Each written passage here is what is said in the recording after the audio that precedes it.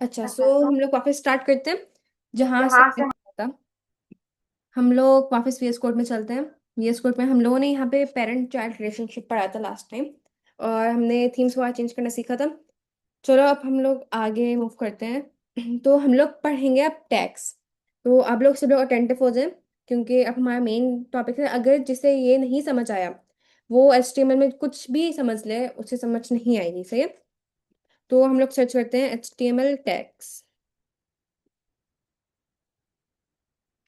अच्छा, मैं आप लोगों को एक बार बता दूं कि जो W3 स्कूल होता है ना, मैं यही आप लोगों को रेफर करूंगी कि W3 स्कूल से नहीं पढ़ना। अगर आपको वेबसाइट्स सर्च कर रहे हैं तो गीक्स फॉर गीक्स जो है बेस्ट, आप लोग यहाँ से पढ़ सकते हैं। अच्छा, सो यहाँ पे मैंने जैसे आप लोगों को बॉलर प्लेट सिखाई थी, तो ये वही बॉलर प्लेट ये दिखा रही है। यहाँ पे कुछ एड्स आते हैं तो उन्हें क्रॉस करते जाना है, सही है। और उसके बाद डॉग टाइप के बाद ये सारे जो टैक्स होते हैं, हमारे पास बहुत सारे टैक्स होते हैं। हमें सब कुछ नहीं पढ़ना है। टोटल टैक्स मैं अभी सर्च करके आप लोगों को बताती हूँ कि टोटल कितने टैक्स होते हैं।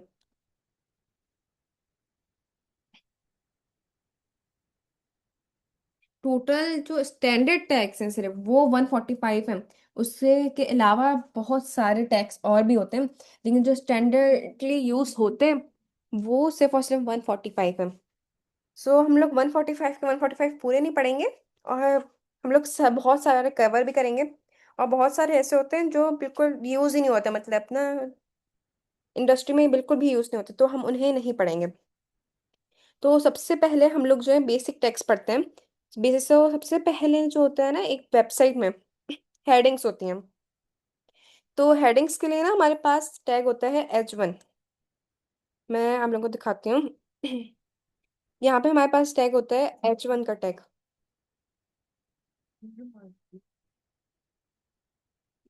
अभी भी कोई क्लास नहीं लेगा मैंने।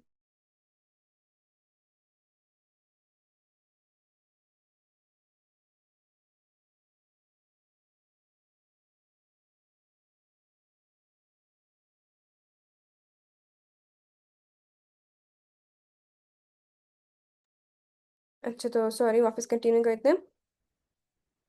अच्छा, मैं आप लोगों को ये बताई थी कि हाँ, हमारे पास हेडिंग्स के जो टैग्स होते हैं ना, हम लोग कभी जो हम अभी हम टॉपिक पढ़ रहे हैं वो है हमारे पास हेडिंग्स।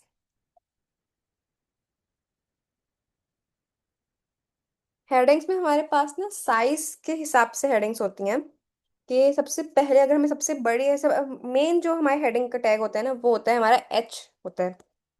अगर हम इस तरह से लिखें H।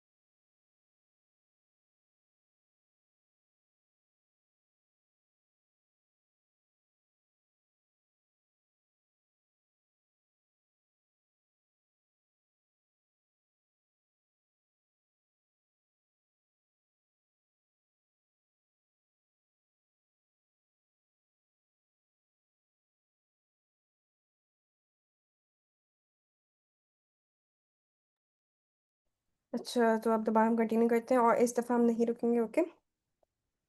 सो हम लोग हेडिंग्स पढ़ रहे थे। हेडिंग्स में हमारे पास जो है ना बेसिकली होता है H का टैग। अब उसमें भी ना हमारे पास होता है 1 2 3 4 5 6। ये छः हमारे पास H के टैग्स होते हैं, जिसमें हमारे साइज के हिसाब से बताया जाता है कि मतलब हम साइज डिक्लेयर कर रहे होते हैं।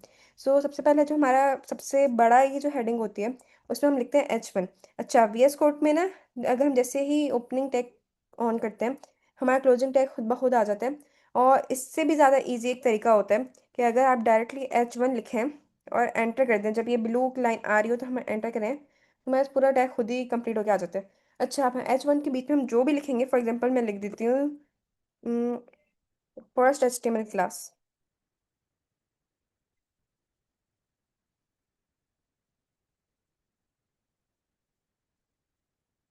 और हम लोग इसे रन करते हैं। अच्छा, रन करने के लिए मैंने आप लोगों को बताया था कि हम लोगों को सिंपली F5 प्रेस करना होता है, जो कीबोर्ड के सबसे ऊपर वाली रो में आप लोगों को मिल जाएगा। और यहाँ पे हमारे पास देखें, हमने यहाँ पे ऑनलाइन शॉपिंग इन पाकिस्तान टाइटल में लिखा था, तो हमारे पास वही टाइटल आ रहा है। और जो हमने H1 लिखा, तो H1 में हमने लिखा था फर्स्ट एस्टिमल बाय क्लास बाय जिमल ताजर, तो हमारे पास वही लिखा हुआ आ रहा है। और इसका आप लोग साइज नोटिस कर लें। अब मैं इसके बाद इसी के नीचे मैं H2 बनाती हूँ, तो ये H2 में मैं लिख देती हूँ, welcome to our first website. सही है। अब हम वेबसाइट में चलते हैं वापस, तो यहाँ पर अब हमें यहाँ पे बार बार ना आउटपुट जो है रिफ्रेश करना पड़ेगा वेबसाइट को, तो हमारे पास आउटपुट आता रहेगा। मैं इस रिफ्रेश के आइकन पे भी क्लिक कर सकते हैं, या कंट्रोल आर भी कर सकते हैं। और अगर आप मैक पर हैं तो आपको कमांड और आर प्रेस करना होगा। तो अगर हम इसे प्रेस करते हैं तो अच्छा, हाँ देखें, हमने रिफ्रेश करें यहाँ पे, लेकिन बस कोई आउटपुट नहीं आ रहा है। अब आउटपुट क्यों नहीं आ रहा है, इसका रीज़न आप लोग मुझे पहले बताएं। और अगर आप लोग सही बताते हैं तो उसके बाद हम कंटिन्यू करते हैं, अदरवाइज फिर मैं बताती हूँ। तो दुआ आप चैट में प्लीज़ बता दें अगर आपको पता है तो।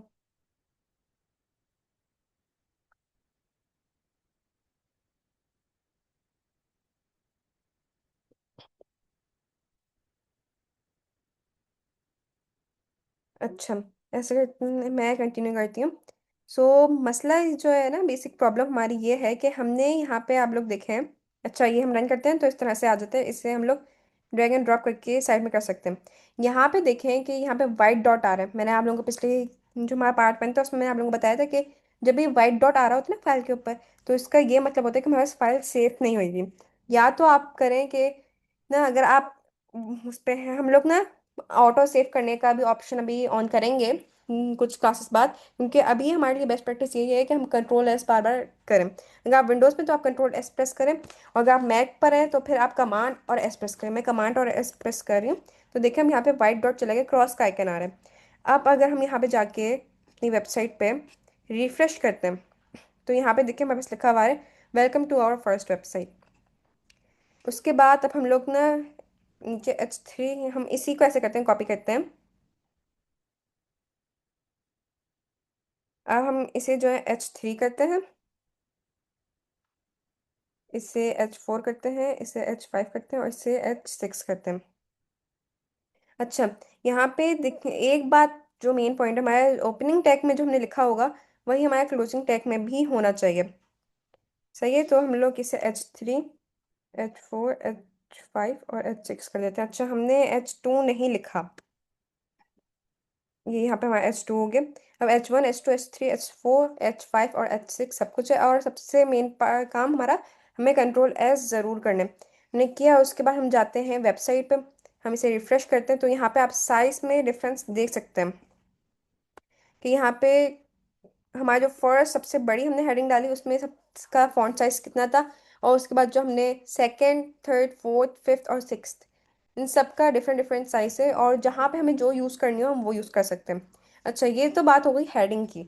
और अच्छा, ये हेडिंग और ये जो सारे टेक्स्ट का काम होता है, ये टेक्स्ट एलिमेंट्स में आते हैं, जिसमें हमारे पास सिर्फ टेक्स्ट होते हैं। जैसे कि हमारे पास हेडिंग होती है, हमारे पास पैराग्राफ्स होते हैं, हमारे पास एंकर होते हैं। एंकर हम अभी आगे पढ़ेंगे कि क्या होते हैं। अच्छा, तो हमारे पास सेकेंडली जो होता है ना टेक्स्ट एलिमेंट्स में, वो हमारे पास होता है पैराग्राफ। पैराग्राफ में कोई साइज का नहीं होता, पैराग्राफ में एक प्री डिफाइंड साइज होता है। मैं अभी आप लोगों को दिखा देती हूँ कि कौन सा साइज होता है। और हम लोग यहाँ पर सिंपली पी लिखेंगे, सिर्फ पी, और एंटर करेंगे, तो ये हमारे पैराग्राफ का बस इतना सा टैग होता है इसके सेंटर में। अच्छा, अगर हमें ना एक डमी डेटा रखना होता है अपने पास, कि मतलब हमें डेटा नहीं पता डेटा क्या होगा अभी, बाद में हमें पता चलेगा, तो हम लोग डमी डेटा रखते हैं। तो डमी में हम पैराग्राफ में ये रख सकते हैं कि हम लॉरेम, ये एक हमारे पास, आप लोग समझ लें कि हमारी हेल्प के लिए होता है, VS कोड में होता है ये, कि हम लॉरेम लिख के उसके बाद जितने हमें वर्ड्स चाहिए हम वो लिखेंगे। ये बात ज़रूर नोट डाउन कर लीजिएगा। जैसे मुझे अभी 50 वर्ड्स चाहिए, मैं एंटर करूँगी, तो यहाँ पर आप देखें कि हमारे पास कितना सारा टेक्स्ट आ गया, 50 वर्ड्स का एग्जैक्ट टेक्स्ट आ गया हमारे पास। अच्छा, इसमें अगर आप विंडोज़ पे है ना, तो मतलब ये जो सारा टेक्स्ट कट हो रहा है, आपको स्क्रॉल करना पड़ रहा है, इस पे आप ऑल्टर जेड प्रेस करेंगे तो ये सब सही हो जाएगा। और मैक पे थोड़ा सा डिफरेंट है ये, तो उसके लिए अभी तो मैं मैनुअल कर रही हूँ, लेकिन विंडोज़ पे आप लोग हो ना, तो आप लोग ऑल्टर और जेड प्रेस करेंगे, तो आप लोगों का बिल्कुल एग्जैक्ट लाइन में आ जाएगा। ओके।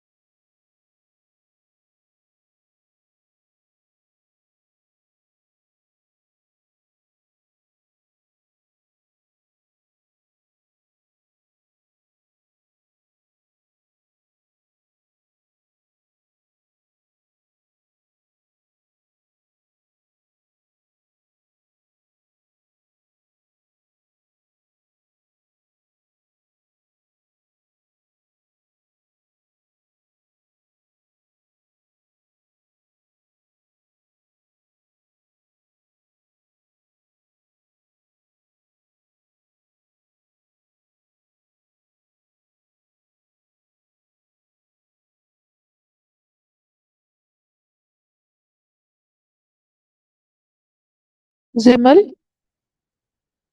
हाँ तंजीला, आपको आवाज़ वगैरह सब आ रही है? बीच में नहीं आ रही थी आवाज। अच्छा, हाँ वो मैंने लॉरेम की माइक बात। म्यूट किया था। सही है, फिर हम सही है। क्लास दोबारा वहीं से स्टार्ट करते हैं जहाँ से हमने अभी छोड़ी थी। ठीक। और मैं स्टार्ट करती हूँ क्लास। ओके। अच्छा, तो मैंने यहाँ पे आप लोगों को भी बताया था कि हमारे पास जो H1 होता है जिसमें हेडिंग्स होती है, हमारे पास वो 6 होती हैं। जिसमें फर्स्ट में हमारा सबसे बड़ा फॉन्ट साइज होता है, सेकंड में थोड़ा सा कम, थर्ड में उससे थोड़ा कम, और इस तरह से 6 तक होता है। और उसके बाद हमने जब पैराग्राफ लिखना होता है ना, तो अगर हमारे पास मीन्स पैराग्राफ हमारे पास नहीं है, हमें नहीं पता पैराग्राफ में हमें क्या लिखना है, तो हमारे पास एक होता है लॉरम, हम वो लिख सकते हैं। और हमें उसका मैंने आई थिंक कि बहुत सारे स्टूडेंट्स उस टाइम नहीं थे, तो मैं आप लोगों को दोबारा दिखा देती हूँ। यहाँ पे आप लोगों को सिंपली लिखना है लॉरम, और ये ब्लू लाइन आनी चाहिए। उसके बाद आप लोग ना जितने आपको वर्ड्स चाहिए आप उतने वर्ड्स लिख दें, आपको 100 चाहिए, 1000 चाहिए, जितने भी वर्ड्स चाहिए आप वो लिख दोगे तो उतने का पैराग्राफ आ जाएगा। मैं अभी सिर्फ 20 का ये करती हूँ। लॉरेम ऑटोमेटिकली जनरेट करेगा जितने हम नंबर हाँ, ऑफ वर्ड्स लॉरम जो है ना के लिए तंजीला, मेंशन बेसिकली करेंगे। ना कोड मतलब पूरा टेक्स्ट इसमें ना, मैं आपकी लॉरम की वेबसाइट दिखा देती हूँ। ये वहाँ पे पूरा लॉरम का ना बहुत सारे टेक्स्ट लिखा हुआ होता है। वहां से आप लोग जो है ना, हम लोग बस ये अब VS कोड यूज करने का एक फायदा है आपके पास कि आप लॉरम लिख के उसमें जितने वर्ड्स चाहिए आप उतने लिखोगे तो पूरा आ जाएगा। ये लॉरम जो है ना, मतलब सिर्फ एक डमी टेक्स्ट है। ये यहाँ पे देखें कितना सारा टेक्स्ट है। ये सारा टेक्स्ट जो है ना, ये लॉरम एप्सन की वेबसाइट है। यहाँ ये आप यहाँ पे देख सकती हैं, यही सेम टेक्स्ट हमारे पास आएगा इस तरीके से। और मैं लॉरम 20 लिखती हूँ ना, अब देखेंगे यहाँ पे हमारे पास सारा टेक्स्ट आ गया। ज़्यादा टेक्स्ट नहीं है, हमने अभी 20 वर्ड्स का रखा है, और जितने चाहें उतना कर सकते हैं। अच्छा, तो फिर अपना इसके बाद हम लोग रन करके चेक करते हैं। अच्छा, आप यहाँ पे तंजीला, आप मुझे एक बात बताएं कि मैंने ना यहाँ पे रिफ्रेश की है वेबसाइट, लेकिन मेरे पास पैराग्राफ आ नहीं रहा है, जबकि कोड में मेरे आई थिंक कि कोई इशू नहीं है। अब आप मुझे बताओ कि इसमें प्रॉब्लम क्या है, क्यों नहीं आ रहा है। रिफ्रेश किए। हाँ, रिफ्रेश मैंने की है। अच्छा वे बैक जाओ देखो मैं। अच्छा, सही है। देखें।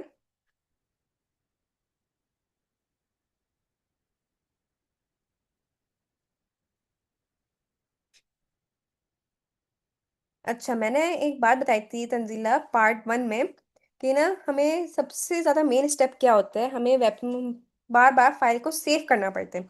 और यहाँ पे देखें फाइल के ऊपर अभी वाइट डॉट आ रहा है, इसका क्या मतलब होता है कि हमारी फाइल जो है सेव नहीं हुई भी। तो जब अच्छा तक हम सही जितने भी सही। दफ़ा रिफ्रेश करते रहेंगे ना, तो कोई वेबसाइट पे फर्क नहीं आएगा जब तक हम इसे सेव नहीं करेंगे। तो सही ये है। ज़रूर सेव करना है। ऑटो सेव का ऑप्शन मैं आप लोगों को बाद में बताऊंगी, ताकि लेकिन पहले आप लोगों को ना वो हाँ होता है इसमें कि ऑटो मतलब, सेव का ऑप्शन ऑन नहीं हुआ होगा ना इसलिए। हाँ, लेकिन ऑटो सेव ना अभी हम्म। आप लोग ऑन मत करें, क्योंकि ना ऑन करना मैं भी आपको सिखा दूंगी, लेकिन अभी जो है ऑन नहीं करें, यही आप लोगों के सही रहेगा, क्योंकि गुड प्रैक्टिस यही है कि आपको कंट्रोल एस की आदत पड़ जाए। अच्छा, तो ना सही अगर है। आप लोग विंडोज पे हैं तो आप कंट्रोल एस प्रेस कर सकते हैं, और अगर मैक पे हैं तो आप लोग कमांड प्लस एस प्रेस कर सकते हैं।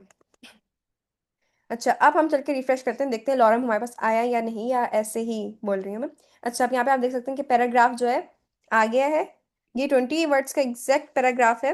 ये डमी टेक्स्ट होता है लॉरम, मैंने आप लोगों को जैसे बताया।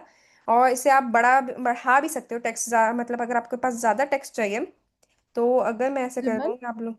जी। व्हाट इफ अगर हमें पैराग्राफ में जो है वो बोल्ड कुछ करना हो, हाँ, ये वर्ड्स को टेक्स्ट किसी फॉर्मेटिंग वर्ड्स टेक्स्ट में बोल्ड। आते हैं।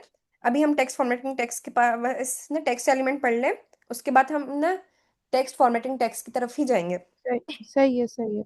ठीक है, ठीक है। अच्छा, अगर हमें पैराग्राफ और भी बड़ा चाहिए तो हम लोग सिंपली पैराग्राफ का टैग लिखेंगे, और लॉरेम, और फॉर एग्जाम्पल मैं 100 कर देती हूँ। तो यहाँ पे बहुत सारा टेक्स्ट आ गया है, आप देख लें। और हम लोग चलते हैं, सबसे पहले हमें सेव जरूर करना है। अब हम चलते हैं वेबसाइट पे, हमें इससे रिफ्रेश करते हैं, अब देखें कितना सारा टेक्स्ट आ गया है। इस तरह से आप अपने हिसाब से टेक्स्ट अरेंज कर सकते हैं। और उसके बाद ना और भी होते हैं कुछ टेक्स्ट एलिमेंट्स, मैं आप लोगों को सर्च करके दिखाती हूँ कौन कुछ टेक्स्ट एलिमेंट्स होते हैं। उसके बाद ना जैसे तंजीला ने हमें बोला, तो हम टेक्स्ट फॉर्मेटिंग टेक्स्ट की तरफ चलेंगे। अभी हम चलते हैं, कंप्लीट करते हैं जो हमारे टेक्स्ट एलिमेंट्स होते हैं एचटीएमएल में, उन्हें कंप्लीट करते हैं।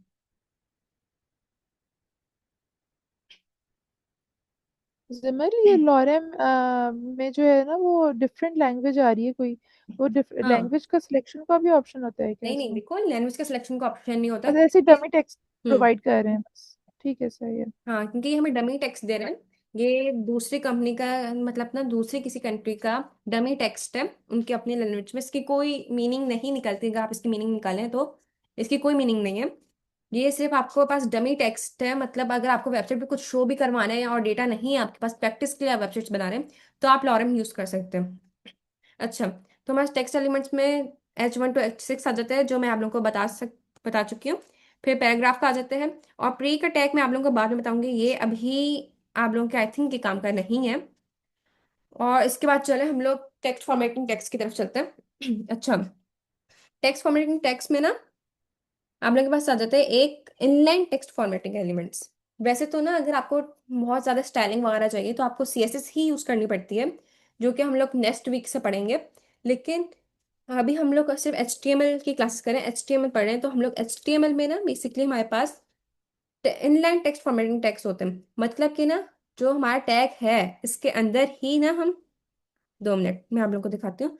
जो हमारा टेक्स्ट है ना उसी में हम लोग कुछ एट्रीब्यूट्स वगैरह लिखते हैं, जिससे हमारा फॉर्मेटिंग हो जाती है टेक्स्ट में। अच्छा, हमारे पास कुछ होते हैं फॉर्मेटिंग टैग्स, जैसे स्ट्रांग होता है, बी का टैग होता है, EM का टैग होता है, और इस तरह के काफी सारे टैग्स होते हैं। चुप कर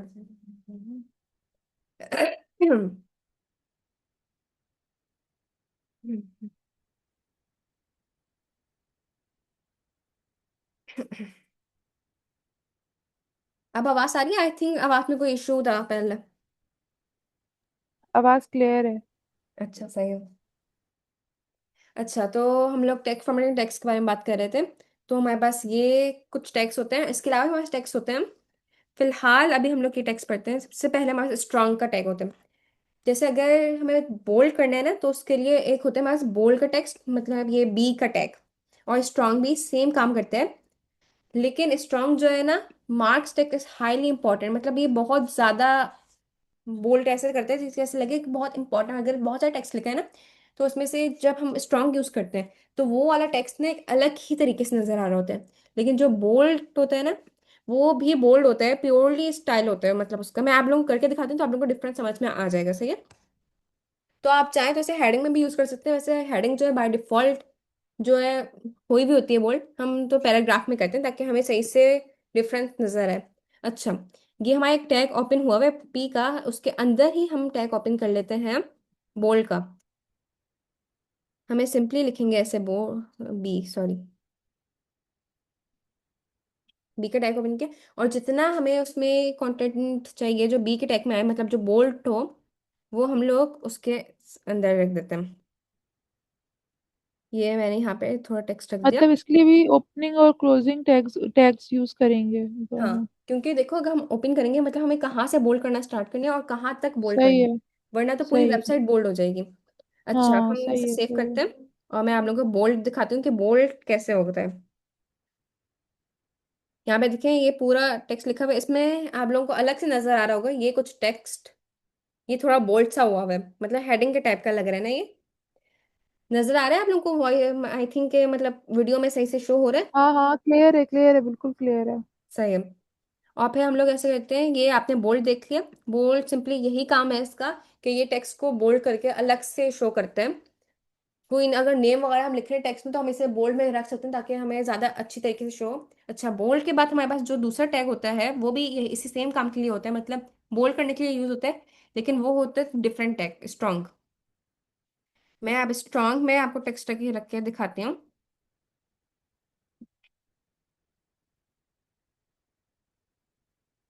हम कंट्रोल एस करते हैं और चल के रिफ्रेश करते हैं, तो यहाँ पे आप लोग 2 मिनट रुकिएगा। अच्छा, हमने एक साथ में कर दिया तो हमें ज़्यादा डिफरेंस पता नहीं चलेगा।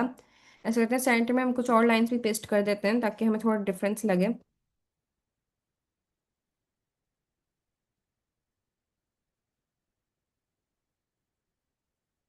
अच्छा, हमने सेव नहीं किया था, सॉरी। सेव नहीं हुआ हुआ। हाँ, सेव कर लिया मैंने, अब रिफ्रेश करते हैं। अब यहाँ पे देखें, ये भी बोल्ड हुआ हुआ है, ये भी बोल्ड हुआ हुआ है, दोनों में कोई एज सच कोई डिफरेंस नहीं है। दोनों का काम बोल्ड करने हैं, आप दोनों में से कोई भी यूज कर सकते हैं, लेकिन इंडस्ट्री में ज्यादातर जो है ना स्ट्रॉन्ग यूज होता है, क्योंकि स्ट्रॉन्ग का बस एक ये मतलब है कि ना आपको नाम पढ़ के समझ में आ जाता है कि ये आप क्या कर रहे हैं। क्योंकि बी लिखा हुआ है तो बी से तो बहुत सारी चीजें होती हैं, बहुत सारी चीजें प्रोनाउंस हो सकती हैं, तो बी हम लोग इतना यूज नहीं करते, हम ज्यादातर जो है स्ट्रॉन्ग यूज करते हैं। और वैसे हम ना टेक्स्ट फॉर्मेटिंग टेक्स्ट यूज करते ही नहीं है, क्योंकि हम लोग सीएसएस यूज करते हैं। लेकिन जहाँ अभी हम लोग सिर्फ एचटीएमएल पर हैं तो हम लोग ये यूज करेंगे और बहुत ज्यादा यूज करेंगे। अच्छा, तो हम लोग चलते हैं और आगे देखते हैं और हमारे पास और कौन से टैग्स होते हैं। अब हमारे पास होते हैं ईएम और आई का टैग, ये दोनों टैग भी सेम काम करते हैं, जैसे स्ट्रॉन्ग और बोल्ड सेम काम करते हैं, और ये ईएम और आई भी सेम काम करते हैं, लेकिन है दो। सो इतना इनका कोई डिफरेंस नहीं है कि हम लोग दोनों में से कौन सा यूज करें, कौन सा बेस्ट है, मतलब इस तरह से कुछ भी नहीं है, आप कोई सा भी यूज कर सकते हैं। दोनों टेक्स्ट जो है ना आप लोगों को टेक्स्ट को इटैलिक करने के लिए यूज होता है, मतलब थोड़ा सा ना टेढ़ा सा हो वो। मैं आप लोगों को करके दिखाती हूँ, इसी टेक्स्ट में हम कर लेते हैं। अच्छा, तो मुझे लिखना है आई और मैं एंटर कर दूंगी तो ये आई का टैग आ गया। वो इटैलिक राइटिंग राइटिंग स्टाइल में आ जाएगा ना। हाँ, हम्म। ये मैं आई के अंदर रखती हूँ और हम चल के पहले सेव कर लेते हैं, फिर हम रिफ्रेश करते हैं। यहाँ पे आप देखेंगे थोड़ा इटैलिक हुआ हुआ नजर आ रहा होगा, तो ये आई जो है इटैलिक करता है और साथ में ईएम जो है वो भी इटैलिक ही करता है। एज सच कोई डिफरेंस नहीं है, आप कोई भी यूज कर सकते हैं, वो आपकी मर्जी है। मैं यहाँ पे आप लोगों को ईएम भी लिख के दिखा देती हूँ। ईएम में हम कुछ ये वाला टेक्स्ट रख देते हैं। अच्छा से, और अब चेक करें, यहाँ पे भी आप लोग देखेंगे ये भी थोड़ा इटैलिक हुआ हुआ है और ये भी इटैलिक हुआ है, मतलब बाकी टेक्स्ट से इटैलिक हुआ हुआ है। हेडिंग में अगर आप ये यूज करेंगे तो आपको एक अलग तरीके से नजर आएगा, मतलब मैं हेडिंग में यूज करके दिखा देती हूँ। जो हमारी H1 है उसमें मैं आई का टैग लगाती हूँ, और ये थोड़ा सा टेक्स्ट हम लोग जो है आई के टैग में रख देते हैं। और अब हम सेव करके चलते हैं, रिफ्रेश करते हैं, तो यहाँ पे देखें क्लास बाय, और देखें जेड जो है थोड़ा उसमें फॉन्ट चेंज हुआ है, बस जेड क्लास बाय जेड जिमल तक के टैलिक हुआ है, बाकी हेडिंग्स में ज़्यादा अच्छे से नजर आते हैं टैलिक, क्योंकि हेडिंग्स थोड़ी बड़ी होती हैं। और वैसे पैराग्राफ में भी यूज़ किया जा सकता है ये। और फॉर्मेटिंग टेक्स्ट हमारे पास और भी होते हैं, मैं आप लोगों को सर्च करके पूरी लिस्ट दे दूंगी आप लोगों को ग्रुप में, तो आप लोग वहां से पूरी एक एक चीज़ ट्राई करके चेक कर सकते हैं। और अच्छा हाँ, मैं आप लोगों को एक और टैग बता दूँ ताकि थोड़ा सा इंटरेस्टिंग आप लोगों को काम लगे, कि जैसे ये स्मॉल का पहले स्मॉल बता दूँ, स्मॉल जो है ना मतलब थोड़ा सा टेक्स्ट को स्मॉल साइज में कर, मैं आपको करके दिखा देती हूँ, आप लोगों को ज़्यादा अच्छे से समझ आएगा जब तक आप प्रैक्टिकल करेंगे तो फिर। मैं स्मॉल लिखती हूँ, एंटर करते हैं, और थोड़ा सा हम टेक्स्ट इसमें रख देते हैं। अच्छा, जो हम टेक्स्ट ना इन ब्रैकेट्स के अंदर मतलब ओपनिंग क्लोजिंग के बीच में रखेंगे, उन्हीं पर इम्प्लीमेंट होगा, बाकी कहीं पे भी इम्प्लीमेंट नहीं होगा। तो आपको जहां तक चाहिए आप उसे देख के रखिएगा, सही है। अच्छा, तो यहाँ पे कौन सा टेक्स्ट था, हम एक दफा चेक कर लें सर। ये एक्सरसाइज,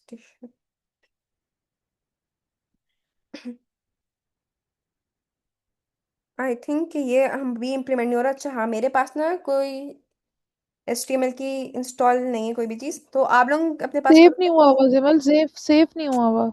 ओह अच्छा, सेव हाँ कर दो सॉरी। उसको। एक्चुअली ना मैंने इस पे काफ़ी दफ़ा काम किया है, तो ना मुझे, मैंने ऑटो सेव ऑन किया हुआ होता था, तो मुझे सेव करने की नीड नहीं पड़ती थी। तो अभी मुझे उस चीज़ की आदत नहीं है, लेकिन आप लोग पहले स्टार्टिंग में, तभी हम बोल रही हूँ आदत कर लें इसकी, ये ज़्यादा बेहतर रहेगा।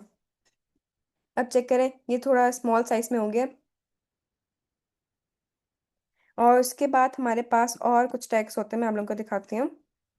जैसे मार्क का टैग, ये थोड़ा इंटरेस्टिंग टैग लगेगा आप लोगों को।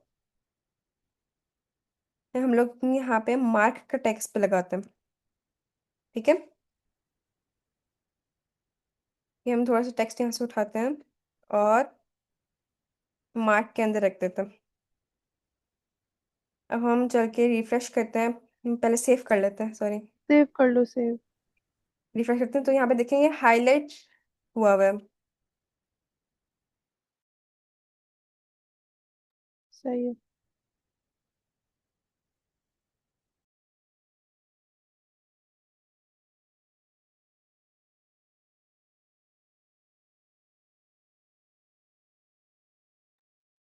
अच्छा, तो यहाँ पे आप देखेंगे ना हमने मार्क लगाया था। मार्क जो है ना, टैग बेसिकली हाईलाइट करने के लिए यूज होता है, मतलब पूरे उसमें ना, पूरे वेब पेज में आप देखें, ये जो टेक्स्ट है ये अलग ही से नजर आ रहा है। विमल, ये टैग्स जो है ना सारे, इसके अलावा हम्म। और भी हैं, वो शेयर कर देना, ताकि हम जब खुद से यूज करेंगे ना तो हम एक्सप्लोर कर पाएंगे कि क्या क्या हाँ हाँ, चेंजेस मैं आ एक रहे हैं। पूरी फाइल बना के, HTML की फाइल बोलोगे HTML की बना दूंगी, वैसे मैं BTF बना के पूरा ग्रुप में सेंड कर दूंगी। उसमें आपके पास सारे फॉर्मेटिंग टैग्स लिखे हुए होंगे, और टेक्स्ट एलिमेंट्स भी बहुत सारे होते हैं, तो मैं उनमें वो भी सारे लिख दूंगी, ताकि आप लोग आराम से प्रैक्टिस कर सकते हो। क्योंकि ना अगर मैं सारे टैग्स आपको पढ़ाने बैठी ना, तो ये तो ख़त्म ही नहीं होंगे, क्योंकि बहुत सारे टैग्स होते हैं। हाँ, हमें मैंने दे जैसे देना। बताया कि हाँ। फिर हम खुद से करेंगे ना तो हमें इस तरह से लर्न भी हो जाएगा, प्रैक्टिस भी हाँ, हो जाएगी। ये आप लोगों को ऐसा आप लोग समझ लें कि आप लोगों को इनडायरेक्टली होमवर्क टाइप का हो जाएगा, क्योंकि आप खुद पढ़ते हैं तो सही। वो ज़्यादा अच्छे तरीके से याद रहते हैं। थोड़ी सही। बेस में आप लोग थैंक। को करवा दूंगी, और बाकी आप लोग उनको PDF में दे दूंगी। अच्छा, उसके अलावा ना मैं आप लोगों को एक और इंटरेस्टिंग चीज़ बता देती हूँ, ताकि उसके बाद हम क्लास एंड करते हैं। तो हम लोग कल क्लास में ना, मैं आप लोगों को उसके बाद जो असाइनमेंट्स होंगी वो मैं आपको ना ग्रुप में शेयर कर दूंगी। अच्छा, मैं आपको लास्ट चीज़ बता दूँ, एक होता है मार्क्यू का टैग। ये मतलब ना बहुत ज़्यादा इंटरेस्टिंग लगता है जो अपना न्यू न्यू HTML पढ़ते हैं, क्योंकि HTML में ना बिल्कुल भी स्टाइलिंग नहीं होती। अच्छा, ये बाय डिफॉल्ट VS कोड कुछ उसमें एट्रीब्यूट्स देगा, आप उन्हें हटा दें, अभी वो आपके काम के नहीं है। मार्क्यू में अगर आप कोई भी टेक्स्ट लिखते हैं, जैसे फ्री HTML क्लासेस, आप कोई भी टेक्स्ट लिखते हैं मार्क्यू के अंदर, और फिर उसे हम सेव करते के चेक करते हैं, तो आप लोग देखिएगा ये इस तरह से पूरा मतलब ना, जैसे टॉप पर लिखा हुआ होता है वेबसाइट में कि सेल चल रही है और इस तरह से, तो वो उस पे बहुत ज़्यादा मार्क्यू यूज़ होते हैं। तो ये बहुत अच्छा एक इफेक्ट होता है, और इसे भी आप लोग यूज़ कर सकते हैं। अच्छा, फिर हम क्लास एंड करते हैं, आज के लिए इतना ही। और इन सारी चीज़ों की प्रैक्टिस ज़रूर कीजिएगा, क्योंकि अगर आपकी बेस स्ट्रांग होगी ना HTML की, तो ही आप लोग पूरी वेबसाइट, आप लोगों की कोई इशू नहीं होगा। लेकिन अगर आपको ये चीज़ें समझ नहीं आई जो आज की क्लास में हमने समझी, तो सिमल, बहुत प्रॉब्लम हो जाएगी जी। एंकर टैग का टॉपिक लेंथी है क्या?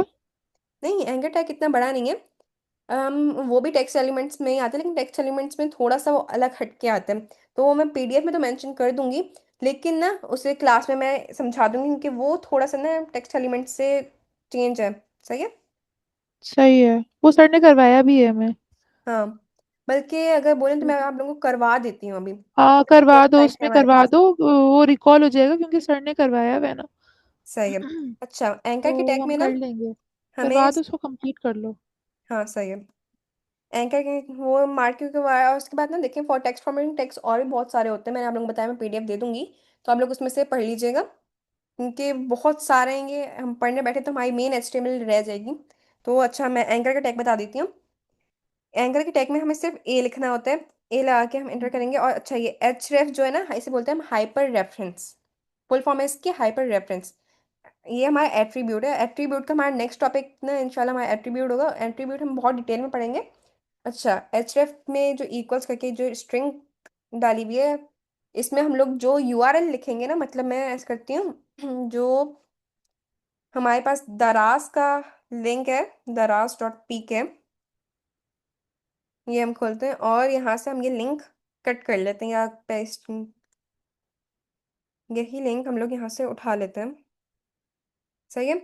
और हम लोग चलते हैं वीएस कोड में और यहाँ पे हम एचरेफ में हाइपर रेफरेंस में ये लिंक डाल देते हैं। और उसके बाद यहाँ पे लिख देती हूँ क्लिक टू गो टू दराज, और सेव करते हैं। और हम रन चलते हैं अपनी क्रोम पे।